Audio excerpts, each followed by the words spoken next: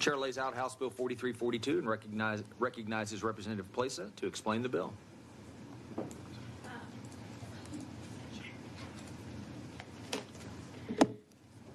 Thank you, Chairman, Vice Chair, and distinguished members of this important committee for allowing me to lay out House Bill 4342 for you today. House Bill 4342 clarifies language and statute and simplifies the social studies, it's been a long day, social studies requirement as it relates to economics by combining personal financial literacy and economics into a single course to ensure that all Texan students have access to personal financial literacy materials. We have made great progress in our state as it relates to personal financial literacy. House Bill 4342 expands on that work while also simplifying statute to make sure that all students are being equipped with the knowledge and skills they need for financial success. Economics isn't just theory, it's practice. The topics included in personal financial literacy are harmonious with economics, and the application of economics theory in their own lives will engage students in the course content and gives them an opportunity to apply it in their lives. High school students are emerging adults who are getting their first job, opening their first bank accounts, and getting their first credit cards. This is the best time for them to learn financial literacy, when they are able to apply the curriculum to their own lives and form good financial habits, such as keeping debt low, keeping credit scores high, and balancing budgets. House Bill 4342 prepares students for their next endeavor, whether that's college, enlisting in the armed forces, vocational training, or heading straight into the workforce with the tools for success. Members, we know that in our great state, our booming economy and free market enterprise, we have been blessed. We have a record surplus that's larger than some states and some small countries. We call this the Texas miracle. Now we must ensure that it's not just our state that's rich, but also its people. In order to fully participate in our free market, in order to achieve upward mobility, you must have an understanding of your personal finances. Financial literacy benefits our students, families, our economy, strengthens our workforce in a competitive global marketplace. This issue was brought to us by one of our local chambers, who you'll hear from tonight. We've also been working with the members of the business community. And a member of my own staff is a social studies teacher who's been working diligently on this legislation and has been engaging in dialogue with many stakeholders, parents, families, educators, and administrators. And we all agree that this bill is very timely, given that the State Board of Education will be taking up social studies curriculum again in 2025. So the time is now. Members, thank you for your consideration on House Bill 4342. I have some witnesses here, I hope, still, who will be willing to answer any questions. And with that, I respectfully reserve my right to close. All right, members, any questions? All right, seeing no questions, we'll move on to witnesses. Chair calls Tony Felker. All right, we show you registered as Tony Felker on behalf of Frisco Chamber of Commerce, testifying for the bill. Is that correct? Yes, sir. Okay. Thank you very much. It is my pleasure to be here tonight, and Chairman Buckley, Vice Chair Allen, all members of the committee, thank you for allowing us to be here on a very long night, but we're saving some of the best for last. Wanted just to introduce myself. I am President and CEO of the Frisco Chamber of Commerce. I've been in the industry for over 18 years. And one of the things that I have done for many, many years when I'm visiting with my counterparts, my business community in general, is I ask them, what do you think? Do you think it would be a good idea if all high school students in Texas had financial literacy required for graduation in some capacity, exposure to that? It was an unofficial survey, but I unofficially put it at 100% in favor of that response. Everybody believed that is a good deal. When I was prepping for this morning for the plans today, I came across one comment in particular, and I wasn't looking for it, but it happened to be by Dave Ramsey, who I cherish in terms of being financial literacy and planning and getting out of debt. And he quoted Andy Andrews in his article. And the quote by Andy Andrews said, "Our goal as parents is not to raise great kids, but to raise kids in such a way as to create great adults." And that is really fundamentally what we are at the point of here. We have the ability to bring good teaching, good financial literacy to students, help them with choices for careers, financial implications, help them with student debt, college choices, and to be able to go forward into the world, as well as ongoing experiences in the workforce, economic development, and areas like that.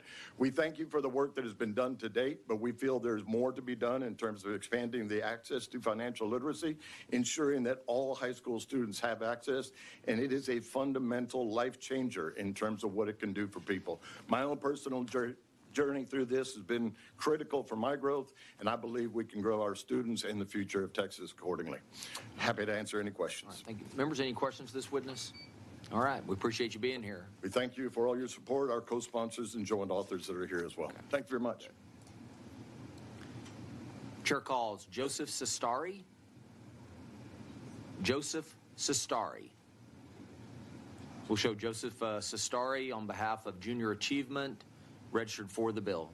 Chair calls Stephanie Matthews. Stephanie Matthews. We'll show Stephanie Matthews on behalf of the Texas Association of Business, registered for the bill. Chair calls Ann Bador. Ann Bador. We'll show Ann Bador on behalf of Texas Appleseed, registered for the bill.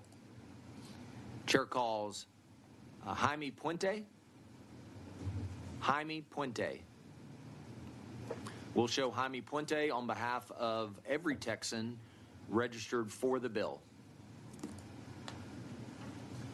Chair calls Rhonda Hurst. Rhonda Hurst. We'll show Rhonda Hurst on behalf of Moms for Liberty and herself, registered for the bill. Chair calls Brianna Gordley. Okay, finally. Okay. Finally. All right. We show you registered as Brianna Gordley on behalf of Texas Appleseed and testifying on, testifying for the bill. Is that correct? Absolutely. Thank you so much, Chairman Buckley. I'll have to admit this is my first time, maybe my last time in front of this committee. My organization typically testifies in front of PIFs, so this is a really unique shift for us, and I think the representative's bill is really going to address a lot of the issues we see in our work. My name is Brianna Gordley. I work at Texas Appleseed as a policy analyst on our Fair Financial Services project, and we are strongly in support of House Bill 4342. While the language change in this bill may seem very small, it is going to have an enormous impact on students' literacy.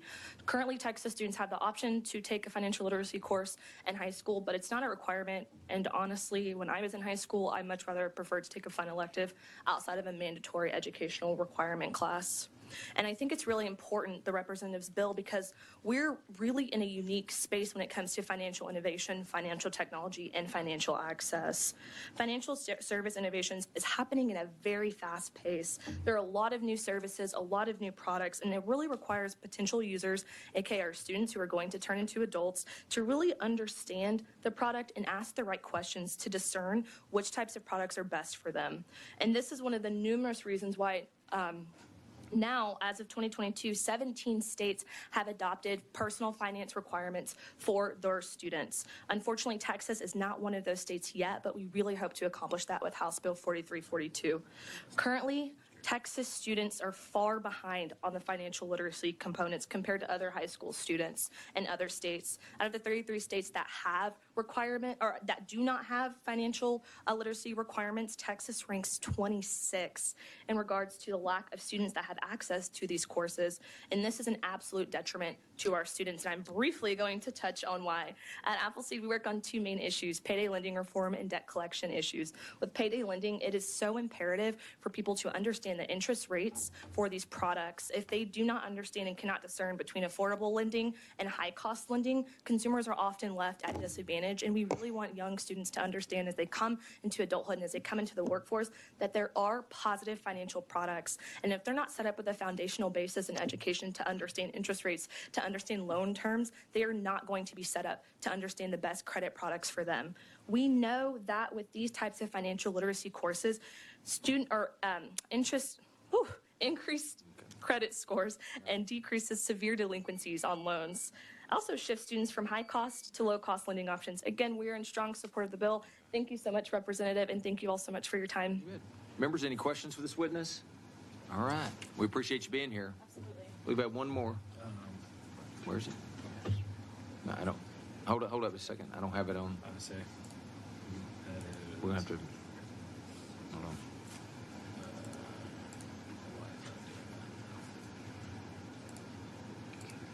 There we go.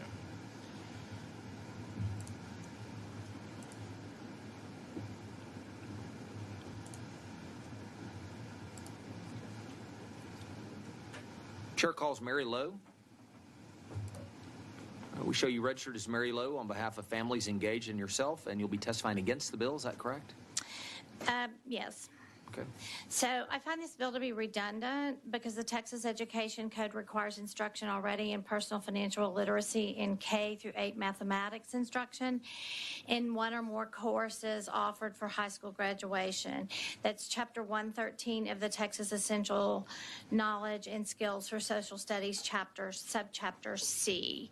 So perhaps there could be some revisions, but it seems like that replicates what we're already doing. Thank you. All right. Thank you. Members, any questions for this witness? All right. Thanks for being here. Is there anyone else who wishes to testify on, for, or against House Bill 4342? If not, the chair recognizes Representative Plesa to close on the bill. Thank you so much, Chairman and members, for giving me the opportunity to present House Bill 4342 to you guys. This bill is actually not redundant. Some of the work that was done last session actually caused some confusion, and that's why school districts like mine and Frisco ISD hasn't been able to implement this type of coursework. So that's why we're bringing this bill before you guys. Members, at the end of the day, I leave you with a quote on interest. He who understands it earns it. He who doesn't pays it. I'd like to thank Vice Chair Allen for joint authoring this bill, Representative King, Representative Hefner, and all the members of this committee for giving this an opportunity. And with that, I close. All right. Thank you, Representative. If there's no objection, the bill will be left pending. Is there objection? Chair hears none. The bill is left pending.